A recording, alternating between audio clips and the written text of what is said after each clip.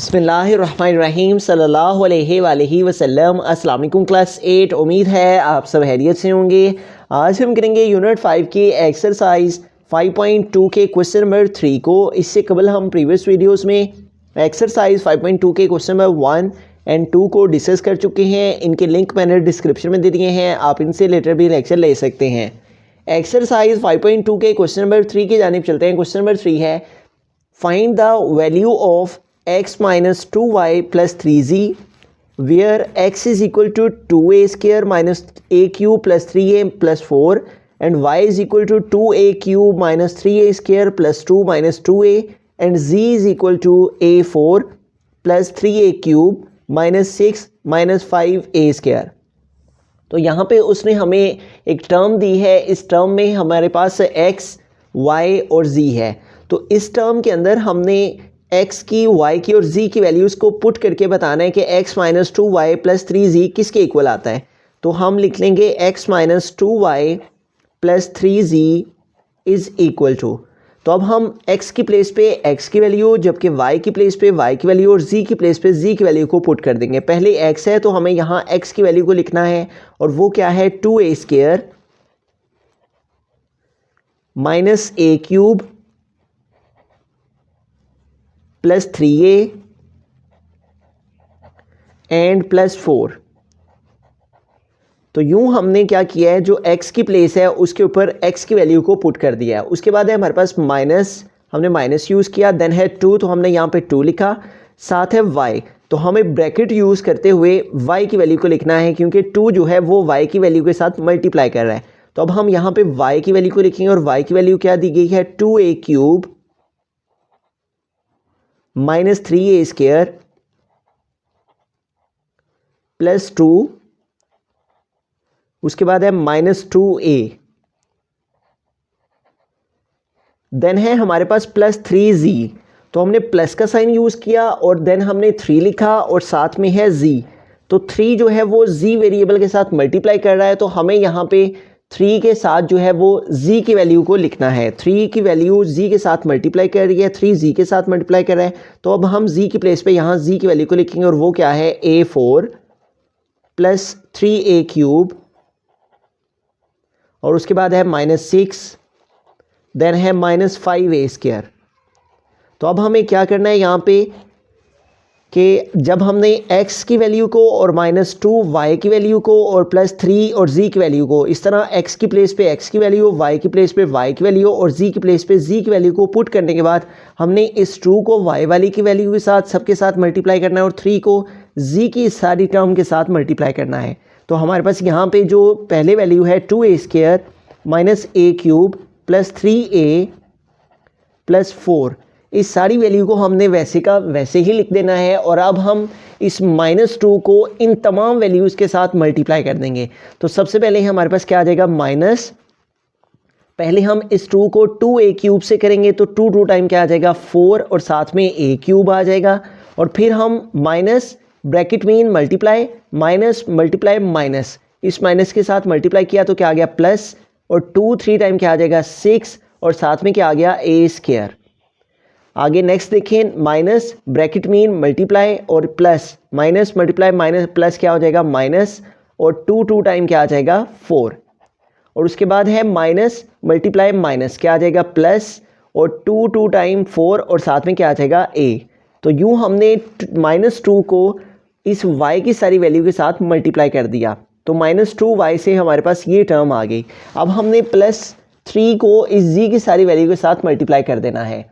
तो अब हम आगे लिखेंगे प्लस 3 को a4 के साथ मल्टीप्लाई किया तो 3a4 आ गया। उसके बाद हमारे पास है प्लस 3 टाइम 9 और साथ में a क्यूब आ गया, और उसके बाद है 3 टाइम 18। पहले हमने प्लस मल्टीप्लाई माइनस किया तो प्लस मल्टीप्लाई माइनस क्या हो जाता है माइनस, और 3 टाइम क्या आ जाएगा 18। उसके बाद प्लस मल्टीप्लाई माइनस हमारे पास क्या आ जाएगा माइनस, और 5 टाइम क्या आ जाएगा 15, और साथ में इसका जो हमारे पास a स्क्वायर है वो वैसे का वैसे ही आ गया। 1 2 3 एंड 4, 1 2 3 एंड 4, इस तरह से इस 3 को इन तमाम टर्म्स के साथ हमने मल्टीप्लाई कर दिया और इस माइनस 2 को भी इन तमाम टर्म्स के साथ हमने मल्टीप्लाई कर दिया। अब इसके बाद हमें क्या करना है, इन सारी वैल्यूज़ को अरेंज कर लेना है। अरेंज इस अंदाज से करना है कि जो हमारे पास ग्रेटर एक्सपोनेंट है उन वैल्यूज़ को हम पहले लिखेंगे, उसके बाद उससे जो मिनिमम एक्सपोनेंट है वो आ जाएंगे। सबसे पहले यहाँ पे जो सबसे ग्रेटर एक्सपोनेंट है वो यहाँ पे हमारे पास a टू द एक्सपोनेंट 4 है, तो हम इस टर्म को लिखेंगे। तो हमारे पास क्या आ जाएगा, 3a to the exponent 4। 3a का एक्सपोनेंट 4, इसके अलावा और कोई भी a 4 के साथ टर्म मौजूद नहीं है। इसके बाद हम a क्यूब वाली वैल्यू उसको लिखेंगे। तो a क्यूब वाली हमारे पास एक टर्म ये है -a क्यूब, उसके बाद हमारे पास a क्यूब वाली एक टर्म ये है -4a क्यूब, और उसके बाद a क्यूब वाली हमारे पास एक टर्म ये है +9a क्यूब। a क्यूब की टर्म्स लिखने के बाद हम a स्क्वायर की जो है वो टर्म्स लिखेंगे। तो a स्क्वायर वाली हमारे पास एक टर्म ये है +2a स्क्वायर। इसके साथ कोई साइन शो नहीं हो रहा, तो जिसके साथ कोई साइन शो नहीं हो रहा था उसका साइन पॉजिटिव होता है, प्लस होता है, 2a स्क्वायर। उसके बाद हमारे पास a स्क्वायर वाली एक टर्म ये है +6a स्क्वायर। a स्क्वायर वाली और हमारे पास एक टर्म ये है -15a स्क्वायर। यूँ हम इनके नीचे जो है वो मार्क करते जा रहे हैं कि जो सी वैल्यूज़ को हमने लिख लिया है ताकि बाद में कन्फ्यूजन ना हो। a स्क्वायर की टर्म्स लिखने के बाद अब हम a की टर्म्स को लिखेंगे। तो a की हमारे पास एक टर्म जो है वो +3a है, और उसके बाद हमारे पास a की जो टर्म है नेक्स्ट वो है +4a, और उसके बाद हमारे पास a की कोई भी टर्म नहीं है। a की हमारे पास सिर्फ ये 2 टर्म्स ही थी। उसके बाद a टर्म के बाद हमारे पास जो कांस्टेंट वैल्यूज़ रह गई हैं हम उनको लिख लेंगे। तो हमारे पास कांस्टेंट वैल्यू एक है +4, और उसके बाद हमारे पास है एक और टर्म कांस्टेंट की -4, और एक और टर्म हमारे पास है कांस्टेंट की वो है -18। तो अब हम इनको एक दफ़ा काउंट कर लेते हैं कि क्या है कि हमने तमाम टर्म्स को लिख लिया है। 1 2 3 4 5 6 7 8 9 10 11 एंड 12। 1 2 3 4 5 6 7 8 9 10 11 एंड 12। तो यूँ हमने तमाम टर्म्स को इस तरह डिसेंडिंग ऑर्डर में इनके एक्सपोनेंट्स के साथ अरेंज कर लिया। अब हम इनको मज़ीद आगे सिंप्लीफाई करेंगे। हमारे पास 3 और a टू द एक्सपोनेंट 4 वैसे का वैसे ही आ जाएगा। अब यहाँ पे हमारे पास देखिए a क्यूब वाली 3 वैल्यूज़ हैं, तो हम a क्यूब वाली वैल्यूज़ को a क्यूब वाली वैल्यूज़ के साथ ही प्लस या माइनस कर सकते हैं। तो हमारे पास जो 3 टर्म्स हैं a क्यूब वाली वो कौन कौन सी हैं, एक है -a क्यूब, एक है -4a क्यूब, और उसके बाद है +9a क्यूब। तो पहले हम इन 3 टर्म्स को सॉल्व करेंगे, जो आंसर आएगा उसको a क्यूब के साथ हम यहाँ पे लिखेंगे। अब यहाँ पे देखिए हमारे पास ये 2 टर्म्स जो हैं इनके साथ साइन माइनस के हैं, तो अगर हमारे पास दोनों 2 साइन माइनस के हों तो ऐसी सूरत में हम उन वैल्यूज़ को प्लस करते हैं। इसके साथ कोई कोफिशिएंट शो नहीं हो रहा था, इसका कोफिशिएंट 1 है, तो -4 और -5 दोनों के साथ साइन माइनस के हैं, इसलिए इन्हें प्लस करेंगे लेकिन साइन माइनस का लगाएंगे। -4 और -1 तो क्या आ जाएगा, -5a क्यूब। ठीक है, दोनों साइन माइनस के तो हमने प्लस किया, 4 और 1 5, और साथ साइन किसका आ गया, माइनस का। और अब हमारे पास रिमेनिंग क्या रह गया, +9a क्यूब। पहले हमने इन दोनों को सॉल्व कर लिया है, अब जो आंसर आया उसको हम +9a क्यूब के साथ सॉल्व करते हैं। तो अब हमारे पास यहाँ पे देखें कि एक साइन माइनस का एक प्लस का है, तो अगर इस तरह ऑपोजिट साइन हो तो हम माइनस करते हैं, लेकिन जो आंसर है उसके साथ साइन ग्रेटर वैल्यू का लगाते हैं। तो -5 और +9, तो माइनस करेंगे तो 9 से 5 माइनस किया तो क्या आ गया, 4, और साथ में इसका जो a क्यूब है वो वैसे का वैसे ही साथ में आ गया, और ग्रेटर वैल्यू जो है वो 9 है और उसके साथ साइन प्लस का है, इसलिए इसके साथ साइन किसका आएगा, प्लस का। तो यूँ हमारे पास यहाँ पे क्या आ गया, +4a क्यूब। तो इस तरह से हमारे पास a क्यूब वाली जो 3 टर्म्स थी इनका आंसर हमारे पास फाइंड हो गया। अब हम a स्क्वायर वाली जो ये 3 टर्म्स हैं इनको सॉल्व करेंगे। तो हमारे पास यहाँ पे a स्क्वायर वाली 3 टर्म्स हैं, इनको हम यहाँ पे लिख लेते हैं। एक है 2a स्क्वायर, और उसके बाद है +6a स्क्वायर, और उसके बाद है -15a स्क्वायर।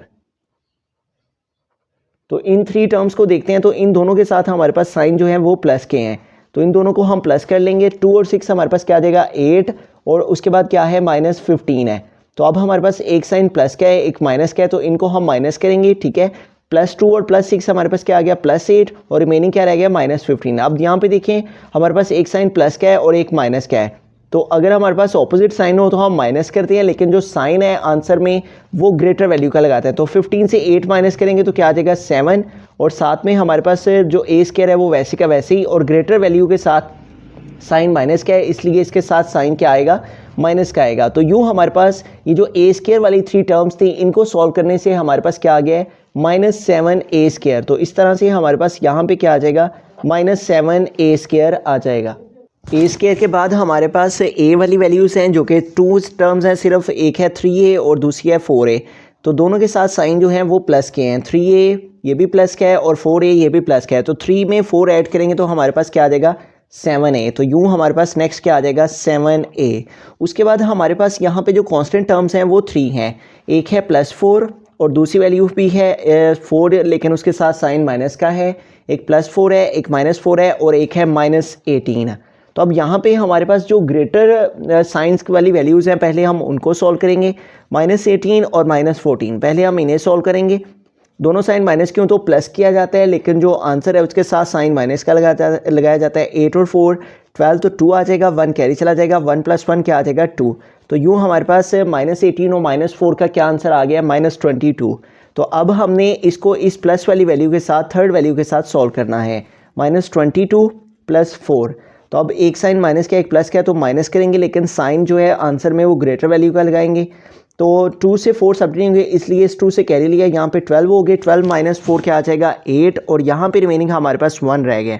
तो यहाँ पे क्या आ जाएगा, 1। तो आंसर में ग्रेटर वैल्यू के साथ साइन माइनस का है 22 के साथ, इसलिए आंसर क्या आ जाएगा, -18। इसके अलावा +4 -4 ये कैंसिल भी हो जाएंगे, 4 - 4 इसका आंसर 0 और -18 इस तरह से भी हम कर सकते हैं। लेकिन हमने जो मेथड है इसका वो ये है कि जो ग्रेटर ज़्यादा साइंस वाली वैल्यूज़ हैं पहले हमने उनको सॉल्व किया, -4 और -18 इन दोनों को प्लस किया, आंसर आया -22 और फिर इसको +4 के साथ सॉल्व किया, तो यूँ हमारे पास क्या आ गया, -18। तो इस तरह से x - 2y + 3z इन 3 वैल्यूज़ x, y, z को इस टर्म के अंदर पुट करके हमारे पास जो x - 2y + 3z है उसका हमारे पास आंसर आ गया 3a4 + 4a³ - 7a² + 7a - 18।